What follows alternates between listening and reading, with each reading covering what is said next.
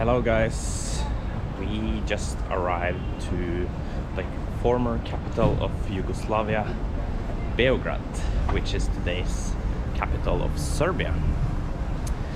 It's an interesting town because we are now outside of the Eurozone, outside of the EU zone and everything related to those kind of things. So actually we both received our passport stamps, and now we are on our way to the old town, which we actually just arrived, and you can see a small glimpse of it here while we are walking.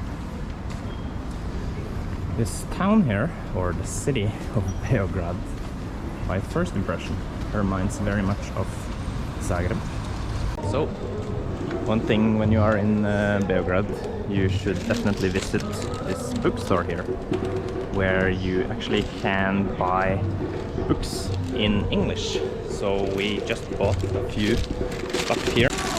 We bought this cooking book here, where, well, this is sealed, but we watched it in the store, and it's full of Balkan dishes, which is very fascinating. And as we always do in each city and country we go to, we collect these magnets.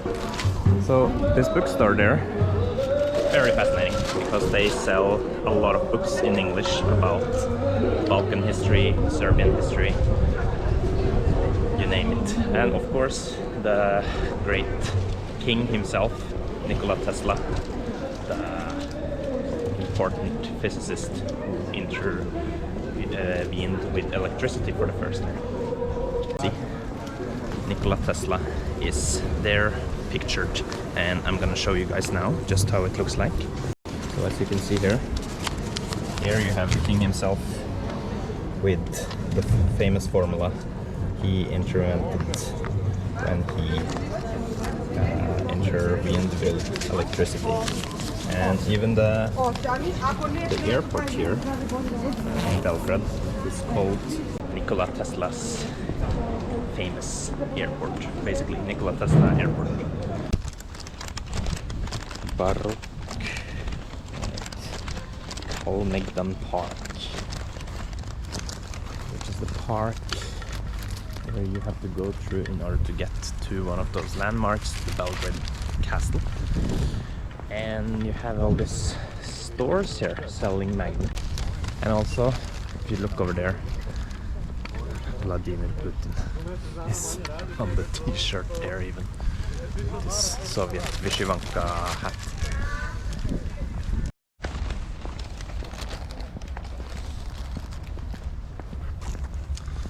So we're basically walking around in the Belgrade Fortress area, which is around here. And what I read about it was that this castle here has survived tremendous many wars. I think I read that it was like around 10 wars that it survived, which is quite crazy to think about. And it still stands. But anyway, look at this beautiful river. It's the Danube River, which is basically the same river we can see in Hungary, and that is quite fascinating. So this river here, it's a tree cross, because on that down there, it's a river called, let me see if I can pronounce it correctly, Sava, and Danube River is over there, which is the longest river in all of Europe, and also one of the longest rivers in the world, after Volga, of course. And basically this is the Serbian side of it, which is quite fascinating, because we just watched the Hungarian side of it approximately 1 month ago when we went to Hungary, and now we are here in the southern part of the continent and actually watch the Danube River from Belgrade and from the top of this fortress there, which is pretty cool.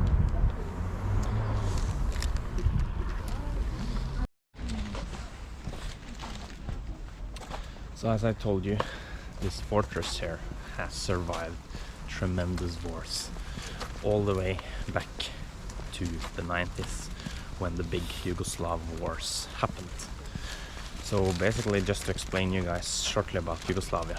Yugoslavia was a big country from around 1921 until 1992, which consisted of a Slavic nation, which was basically the idea behind it.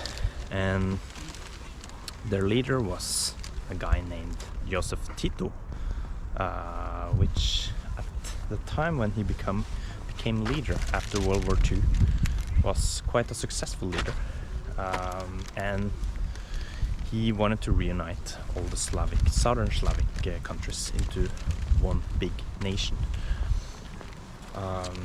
It happened to be a bit more problematic than that, and several wars broke out after he died in 1980, because this country here, Yugoslavia, consisted of Slovenia, Croatia, Serbia, which was the main country, North Macedonia, today's North Macedonia, Montenegro, and Kosovo, and I forgot the last name, Bosnia-Herzegovina, of course. Oh my gosh. Yeah, so those 6 or 7 countries, depending on how you look at it, because Kosovo is still considered part of Serbia from this point of view, and that's very visible everywhere in this country. Well, just to explain you shortly about Kosovo, it consists of 95% Albanians, and they have tried to gain independence, and latest in 2008 it was recognized by almost half of the UN states to be an independent nation. It still needs more votes in order to get into the UN, but let's say around half the world recognize Kosovo as independent. But Serbia, of course, is not recognizing Kosovo's independence, and I'm not gonna go too deep into that political issue because I don't have enough knowledge about it. But let's say it's a bit problematic with Kosovo, and it's very visible here that Kosovo belongs to Serbia, because in all maps that you see in this country, Pristina is not a capital, it's just a city inside the southern part of Serbia. Oh, this weather here is extreme. I never expected it to be this cold in March.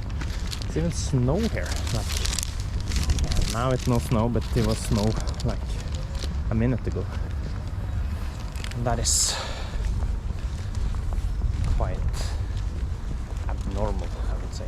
Oh, dog there. I don't have the right.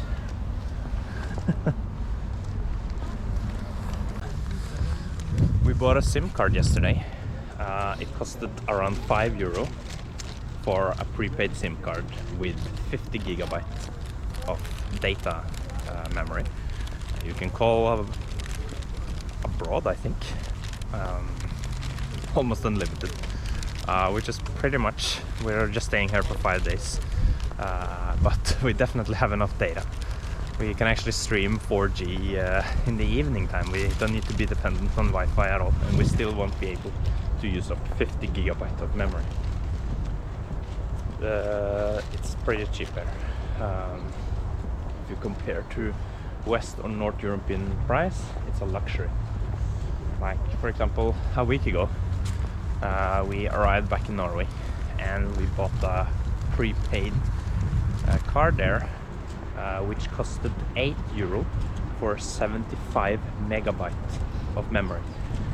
It ran out after 10 minutes, so we had to fill 1 gigabyte or 2 gigabytes or something for 150 kroner, which is €15.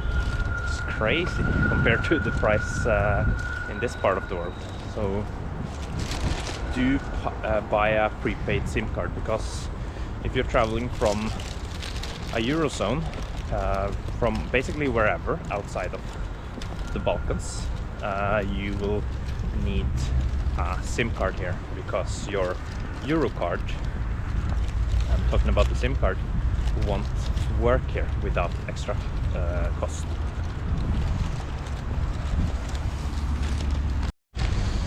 So yeah, we're basically just finding our way out of this Belgrade Fortress Park. It's so cold in Belgrade, as I mentioned several times, that we will try to find a cafe to drink a coffee and get some heat into the body before exploring more of the city. And we saw a shopping mall with a Norwegian flag actually on outside of it. I think it was a Norwegian flag. Yeah, I think it's a brand. Yeah, I think it's a Norwegian brand. Yeah, so as I saw, it's a Norwegian flag on top of the, in the middle of the window square there. Probably a Norwegian brand or something. And here we have a Starbucks. Maybe go into a Starbucks. And here, this street vendors here, they sell all this vyshyvankas, which is old Soviet hat with the communist symbol, which is pretty interesting to see. And here we have the old Soviet-style hotel Moskva. Hotel Moskva, as it's written on the top of the building.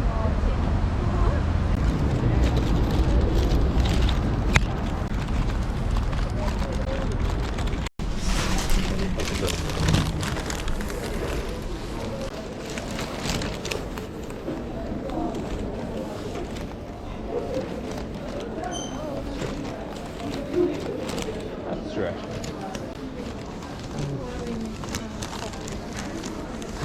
Yeah, that's true. I don't need that now, but let me just take a look. But very cool to see. So yeah, this hotel here which is pretty cool.